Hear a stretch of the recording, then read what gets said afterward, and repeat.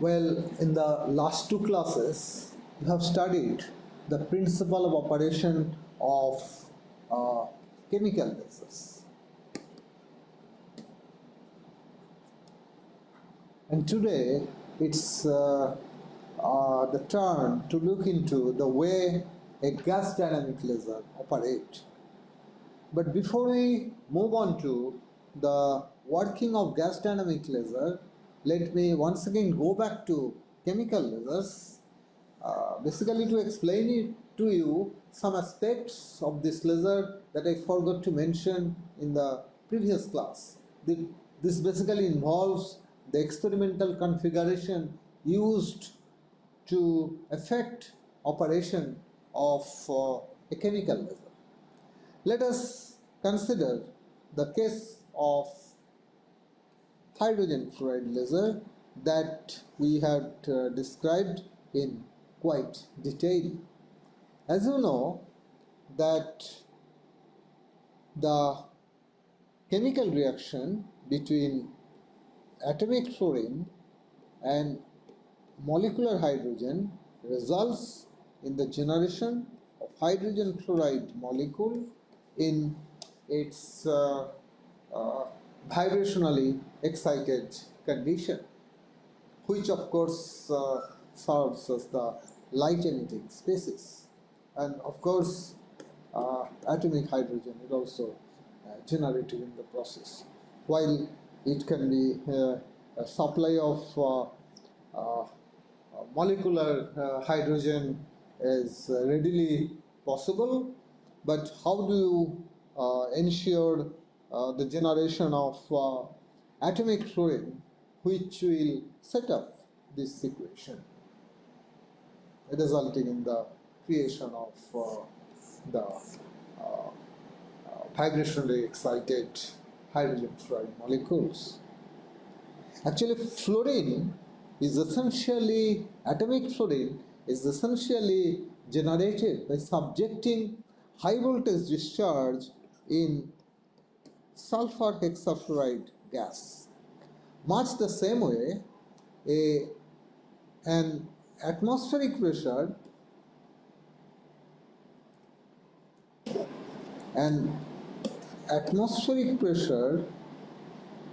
CO2 laser operates.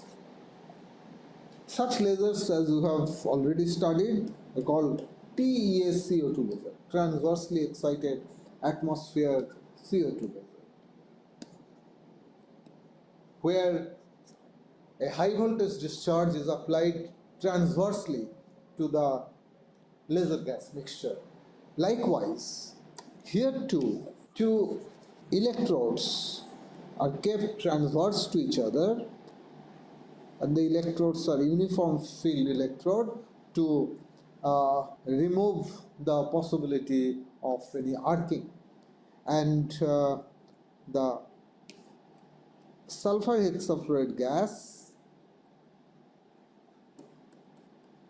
is kept in the inter-electrode volume, and a high voltage discharge is subjected to SF6 gas. In the discharge, you already know, you create an avalanche of electrons having a range of kinetic energies. Now, when electron with appropriate kinetic energy collides with sulfur hexafluoride molecule, then if the electron has enough kinetic energy, it can actually utilize that kinetic energy to dissociate sulfur hexafluoride into SF5 plus atomic fluorine plus of course electron now moves with less kinetic energy, having supplied the energy of dissociation of SF6 into SF5. Now there will be many more electrons which will then collide with SF5 and dissociate it further into SF4 plus atomic fluorine plus electron. And this process will go on. Electron then collide with SF4, create SF3 and fluorine, and this will continue. This will create an avalanche of fluorine, atomic fluorine, which will be available to initiate this equation, which will form the active species for the process of lasing. Now, the typical configuration of such a laser would, in a very qualitative sense, schematically can be represented like this. This is the main chamber, which will basically comprise of two regions. The one region is, of course, the reaction chamber, which forms the active species, namely the vibrationally excited hydrogen fluoride molecule, and then the lasing zone. So, in the reaction chamber, the molecular hydrogen is readily injected into.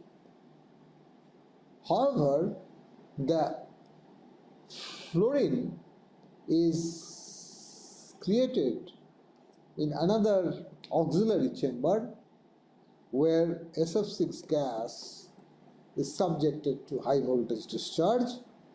This is SF6, high voltage discharge. It creates atomic fluorine, which is then injected into the reaction zone, where it reacts with molecular hydrogen and generates vibrationally excited hydrogen fluoride molecule, which readily moves into the lasing zone, which of course comprises a cavity that contains the rear mirror, that is the mirror with 100% reflectivity, and a partially transparent mirror through which the laser beam would coupled out. And as this vibrationally excited hydrogen fluoride enters this lasing region, inevitably it actually spontaneously emits photons that will be emitted in all random direction, and some of this spontaneously emitted photon, which will travel along the axis of the cavity, will actually seed the stimulated emissions, and stimulated emission would eventually allow amplification of light, resulting in the laser beam, which will eventually be emitted through this partially transparent mirror, and the vibrationally de-excited hydrogen fluoride molecule then flows out of the chamber. So this is essentially the way HF laser would operate. Well, with this, let me now move into the laser that we are going to, the operation of which we are going to discuss today. That is, namely, the gas dynamic laser. Gas dynamic laser actually can be considered as a variant of chemical laser. This is because here thermal energy, instead of chemical energy which pumps a chemical laser, here thermal energy, which is stored in a gaseous mixture, actually is maneuvered to pump a gas dynamic laser. So how this happens? Well, we will try to gain an insight into that. But the different relaxation rates of the various energy levels of a gas are exploited here to create a population inverted condition. Basically, the temperature of the gas is first elevated to a very high temperature, and then this hot gas is subjected to a rapid expansion through a nozzle. This actually creates population inversion.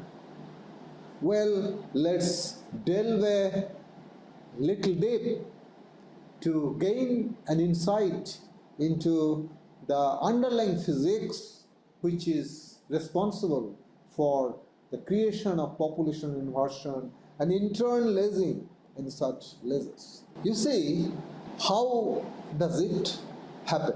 How this scheme, meaning you elevate the temperature and then rapidly cool it by letting it flow through a nozzle, allow to create population inversion. Well, for this, let's actually refresh our memory on Boltzmann distribution of population. Let us consider a gas, molecular gas, and let us assume 8 is the number of molecules.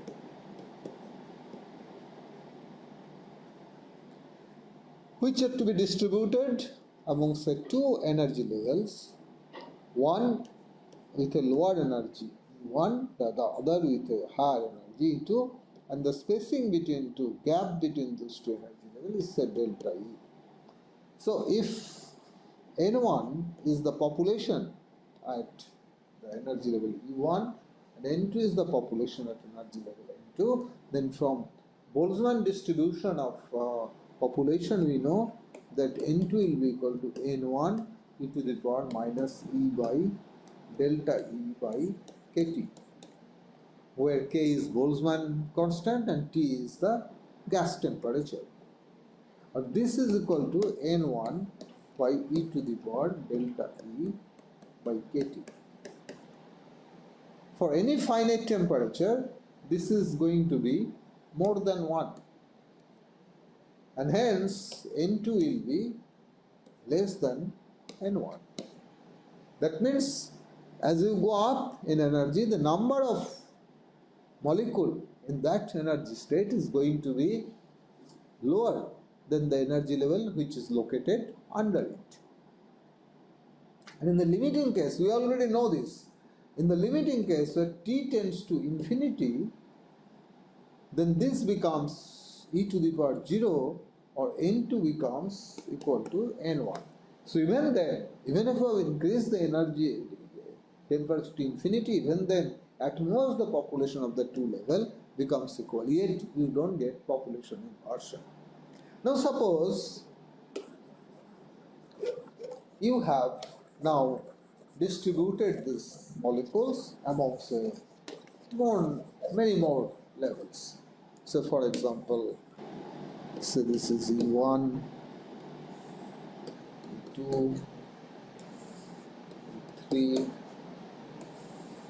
and E4. So this is N1, N2, N3, N4. So in the beginning, suppose a temperature is very low or maybe close to absolute zero. So all these N molecules which you began with, they will all be residing here. Now as you elevate the temperature, this population will now gradually go up into the energy level, but always maintaining the Boltzmann distribution. That means the higher energy level, population at the higher energy level will always be less than the population at the lower energy. Now, after you have elevated the temperature to a fairly high value, that means you have transferred large number of population to these higher energy states.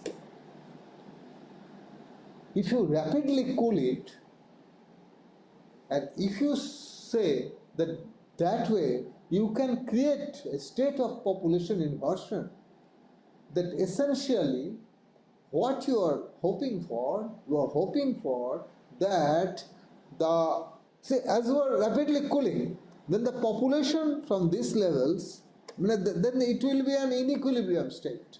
It was in equilibrium at that elevated temperature, but as you have suddenly reduced the temperature, this will be an inequilibrium state. So to maintain, going to a new equilibrium, the population from higher energy levels has to relax quickly to the lower energy level to maintain that new equilibrium at the lower temperature. But in that process, at some time, if you are able to create population inversion, then essentially you assume that the relaxation of population from different levels occurs at different rate. The rate of relaxation of energy from different levels occurs differently, giving rise to the possibility of establishing population inversion. For instance, suppose at some point population of this level at that elevated temperature was say 150 and this was 100, to satisfying Boltzmann distribution. This has a population which is less than this, absolutely fine. Now as we have rapidly cooled the gas, population here will start reducing and so population from here as well. Now suppose this relaxes at a rate which is faster than this. So at some time this population say has become 70. And over that time this population, this relaxes at a much slower rate. It has become 80. So that at that time population inversion does exist between this and this level. This level population is more than this.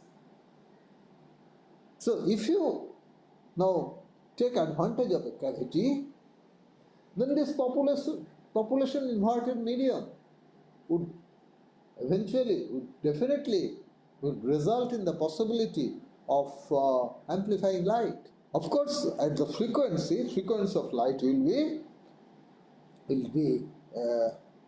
depend on the difference of energy between these two levels over which the transition, Lessing transition takes place. So how do you get such a situation in reality? Suppose you consider the case of a molecule and the various modes of vibration of a molecule, of the atoms constituting the molecule. You know that, let us assume a molecule M which comprises of n number of atoms. Then you already have studied, when you learned the method of operation, the principal operation of carbon dioxide laser, for which you actually learned some bit of molecular spectroscopy, you have seen that the number of degrees of freedom, the number of vibrational modes of the molecule which consists of n number of atoms is actually 3n minus 5. I won't go into detail of this. So if it is a diatomic molecule,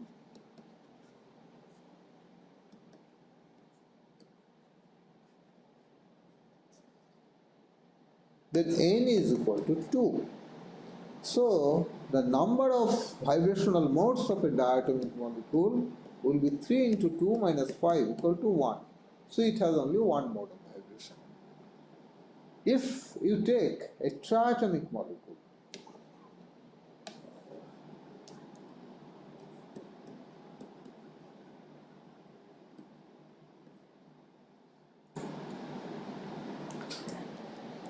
so n equal to 3, so this means 3 into 3 minus 5, which is 4. So there will be 4 modes of vibration, 4 ways that the atoms can vibrate. These atoms which comprise this molecule can vibrate in 4 different ways. So it's 4 modes of vibration. Now, to simplify our understanding, we consider just 2 modes of vibration, which are represented by these 2 ladders. This is the ground vibration, which will have 0 energy for both these modes of vibration. So I call it V equal to 0. that is ground mode. There is no vibrational excitation of modes in either of the two vibrational modes that we are going to consider. So one vibrational ladder is represented by these vibrational energy states.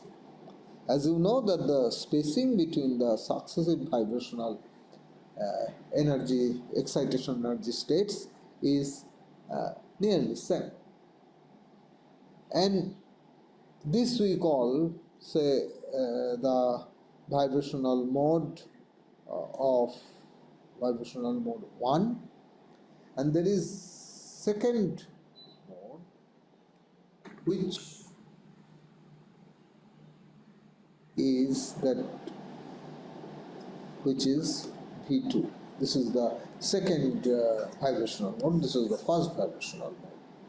And the quantum of energy required to excite one mode of vibration here is this much, which is delta E1, and quantum of energy needed to excite one mode of vibration in this is delta E2, and as you can see, we have considered a situation where delta E2 is more than delta E1.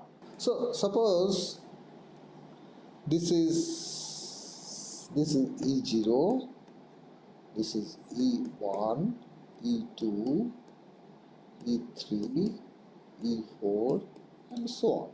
So in the beginning, when T is very low, maybe close to absolute zero, all the molecules will be residing in the ground state.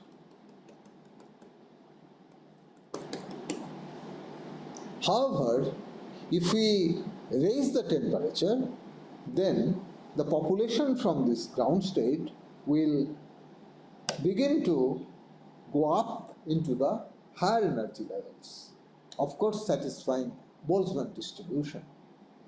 So these levels also would start getting populated in both these vibrational modes, following of course the Boltzmann distribution. That means never will be a situation where there will be population inversion. We just explained it is not possible. Now as you suddenly lower the temperature, as for instance by subjecting this gas, hot gas, to flow through a nozzle, a tiny orifice, so the gas would cool. And as the gas cools, temperature reduces, so this equilibrium will be disturbed. It will be an inequilibrium state. So the molecules will try to relax down. From the upper energy state, it will tend to go to the lower energy states. So how does it occur? It occurs through a process called resonant vibrational energy transfer collisions. So what happens actually? Suppose I consider a molecule in this state, which is molecule M in state E3, and it may collide with a molecule which is in the ground state ME0, and the collision will result in transferring this vibrational energy. See, all these energies are equal. The spacing between the energy states, successive energy states, is the same. So this energy, this molecule will come down to this, that is, it will become Me1, and in the Me2, and in the process, this much energy will be absorbed by this molecule at the ground state and absorbing at the and it will consume this much of kinetic vibrational energy, and it will climb up to this state. So it will be Me2 plus Me1.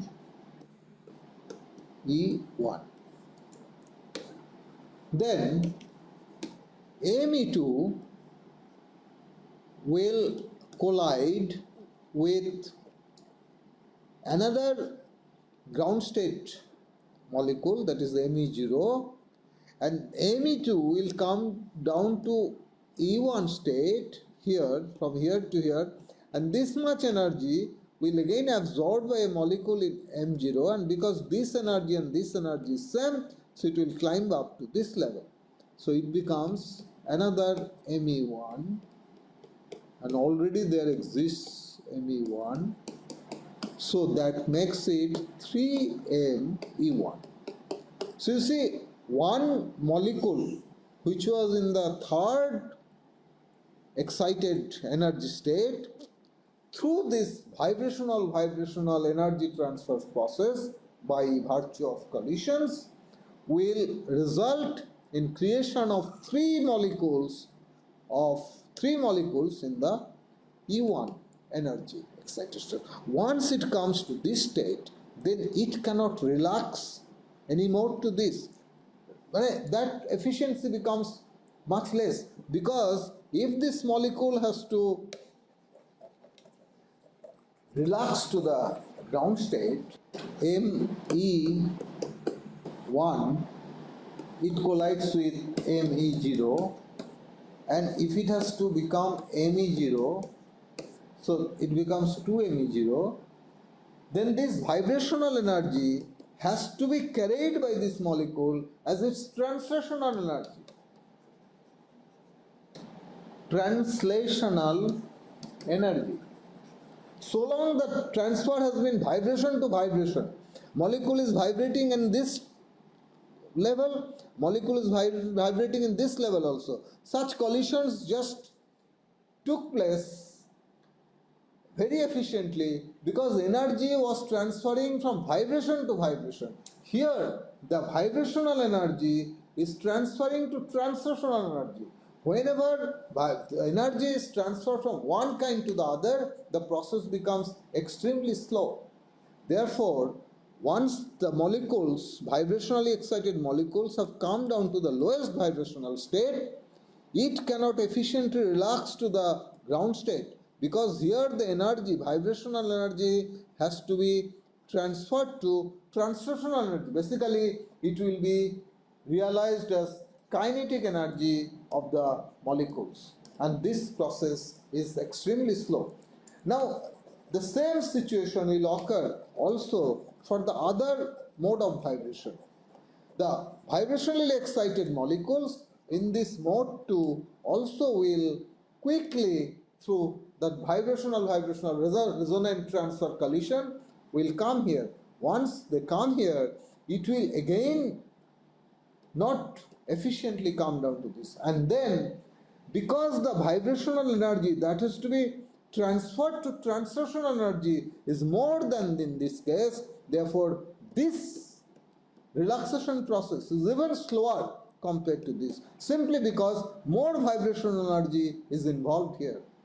And that is why there is a possibility that once in this mode, where the spacing, where the quantum of vibrational energy required for a vibrational excitation is more, then from this lowest vibrational state, the VT relaxation process is slower than in this case, because here the vibrational energy is less than this. Therefore, there is a possibility that you can strike a population inversion between this level and this level, simply because it relaxes very slowly compared to this.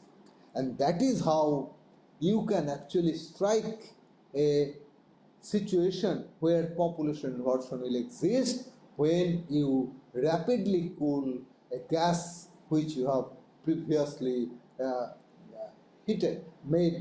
elevated its temperature. So this is the principle under which a gas dynamic laser operates. We will begin from this point the next class.